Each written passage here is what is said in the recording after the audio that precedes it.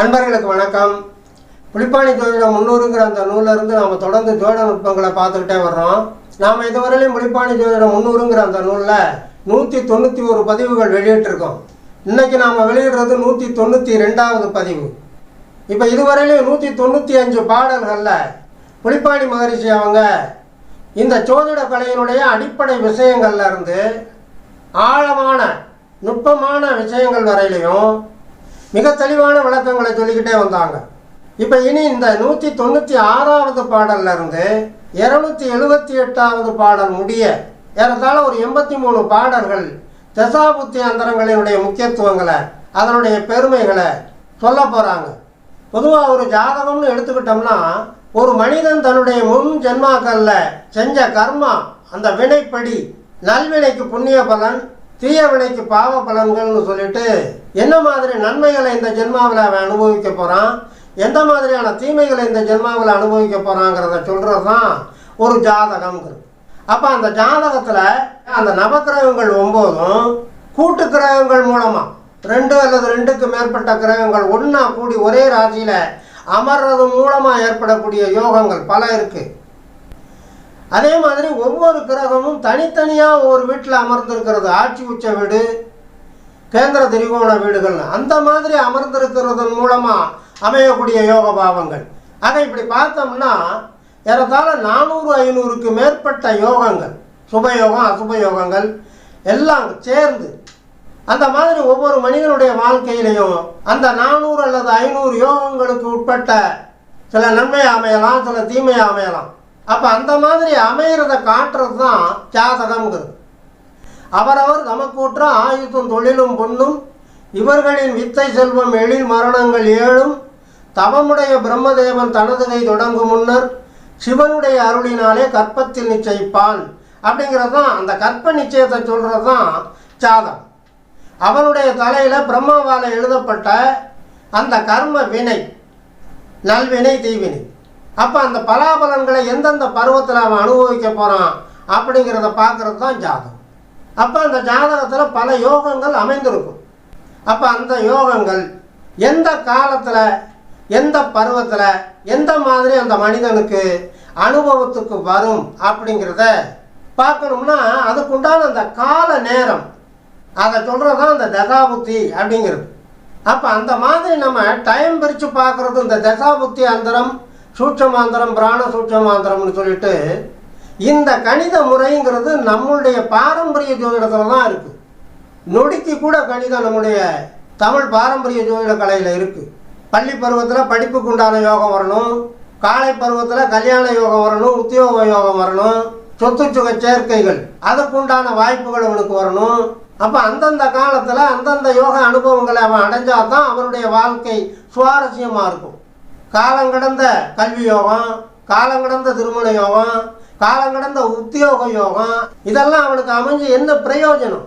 ஓரட்டில் வளராத பிள்ளையும், ஈரட்டில் கல்லாத கல்வியும், மூவட்டில் செய்யாத திருமணமும், 4 பெறாத புத்திரமும், 5 தேடாத சொத்துகளும், 6 புரியாத பங்குகளும், 7 செய்யாத யாத்திரையும், 8 செய்யாத தவமும் எந்த பிரயோஜனமும் இல்லை அப்படிங்கிறது ஒரு மகானுடைய அறிவுரை.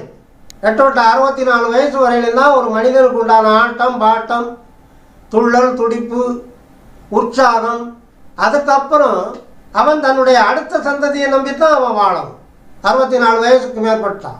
அப்போ அந்த மாதிரி தக்க பருவத்தில் தக்க யோகங்களை அவன் அடைஞ்சு அனுபவிச்சாதான் அவன் வாழ்க்கையில் ஒரு சுவாரஸ்யம் இருக்கும். அது காலம் கடந்து போச்சுன்னா உப்பு சப்பு இல்லாத வாழ்க்கையில் அவனுக்கு ஒரு விரக்தி ஏற்படும், வெறுப்பு ஏற்படும். இன்னும் சிலருடைய ஜாதகத்தில் பார்த்தோம்னா அவங்க ஜாதகத்தில் நல்ல யோகா அமைப்புகளும் நிறைய இருக்கும். ஆனால் அந்த யோகங்களை அனுபவிப்பதற்கு உண்டான அந்த தசாபுத்தி அந்தரம் தக்க பருவத்தில் வராது, பிரயோஜனம் இருக்காது. இதைத்தான் தாண்டவ மாலை ஆசிரியர் சொல்கிறார். யோகமதில் உற்பவித்தும் ஓங்கும் பயனின்றி தாகமிக உற்றிருப்பார் தாரணிக்குள் வாகரண காசுமீர கண்ட கழுதைகள் என் செய்யும் அவர் தேச திசை சேராவிடில் அப்படிங்கிறார். வாகரண காசுமீரம், வாகு அரண் காசுமீரம் அப்படின்னு பிரித்தோம்னா இந்த உலகத்திலேயே ஒரு பாதுகாப்பு அரண் போன்று விளங்கக்கூடியது காஷ்மீரம். அவ்வளவு உயர்வை பெற்ற, அவ்வளவு பெருமை பெற்ற அந்த காஷ்மீரத்தில் பிறந்திருந்தா கூட அந்த காசுமீரத்தில் ஒரு கழுதை பிறந்துருந்துச்சுன்னா அந்த கழுதைக்கு என்ன சிறப்பு பயன் வந்துட போகுது? கழுதைன்னு சொன்னால் அழுக்கு மூட்டையை சுமக்கிறதுனால அது அழுக போகிறதும் இல்லை, செலவு துணி மூட்டையை சுமத்ததுனால அது சந்தோஷப்பட போகிறதும் இல்லை. முதுகில் எதை தூக்கி வச்சாலும் செவனேன்னு ஊர்ந்து போய்கிட்டு இருக்கும். அழுக்கு மூட்டைக்கு அகந்து போகிறதும் இல்லை, வெளுத்த மூட்டைக்கு வேகமாக போகிறதும் இல்லை. அந்த மாதிரி தான்ங்கிறார். யோகமதில் உற்பவித்தும் ஓங்கும் பயன் இன்றி.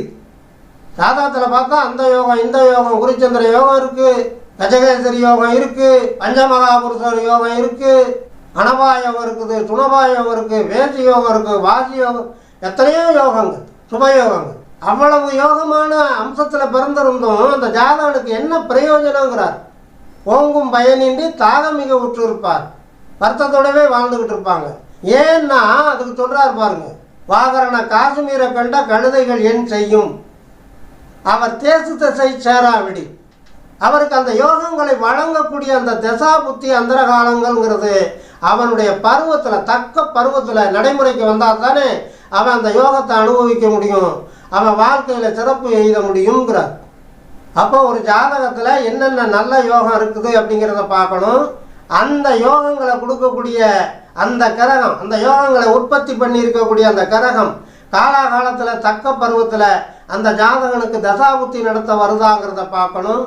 அந்த மாதிரி தக்க பருவத்தில் அந்த கிரகம் தசாபுத்தி நடத்த வந்தாலும் அந்த கிரகம் ஜனன ஜாதகத்தில் வேற அசுபருடைய சேர்க்கையோ அசுபருடைய பார்வையோ அல்லது அசுப ஸ்தானங்கள்லையோ துஸ்தானங்கள் அந்த மாதிரி அமர்ந்து கெட்டு போயிருக்காமல் இருக்கணும்.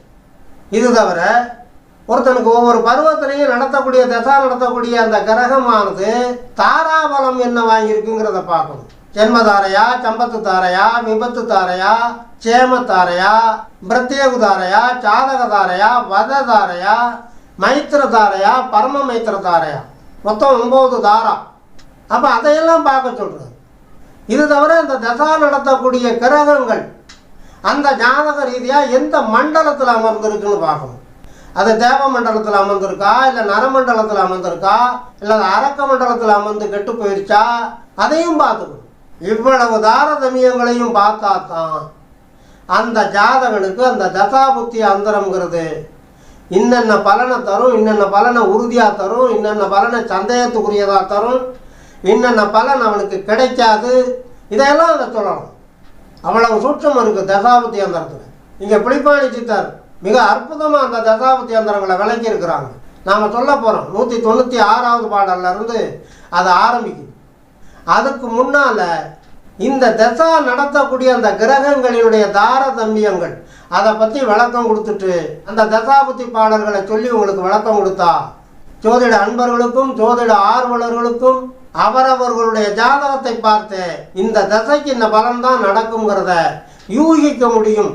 அப்படிங்கிறதுனால இனி அடுத்து வருகின்ற பதிவில் தசா நடத்தக்கூடிய கிரகங்களினுடைய தாரதமியங்களை பற்றி விளக்கம் சொல்லிவிட்டு அதுக்கடுத்து தேவாதி மண்டல சோதனை எப்படி செய்கிறது, ஒரு திசை நடத்துகிற கிரகம் தேவ மண்டலத்தில் இருந்து நடத்துதா அல்லது அரக்க மண்டலத்தில் இருந்து நடத்துதா அல்லது நரமண்டலத்தில் இருந்து நடத்துதா அப்படிங்கிறத எப்படி கணிக்கிறது, அந்த மாதிரி தேவ மண்டலத்திலிருந்து திசை நடத்தக்கூடிய கிரகம் எந்த மாதிரி பலனை தரும், பிரமாணமாக ஜோதிட சுருதி ஏதாவது இருக்கிறதா அப்படிங்கிறத பற்றியெல்லாம் அவங்கள்ட்ட சொல்லிட்டு சூரிய திசை முதற்கொண்டு சுக்கிர திசை முடிய உள்ள இந்த 9 கிரகங்களினுடைய 9 திசைகள், ஒவ்வொரு திசையிலையும் அந்த 9 கிரகங்களினுடைய புத்தி பிரிவுகள், இதை பற்றியெல்லாம் தெளிவாக வழக்கம் சொல்லி நாம் புலிப்பாணி சித்தனுடைய நோக்கத்தை நிறைவேற்றுபவர்களாக மாறுவோம்.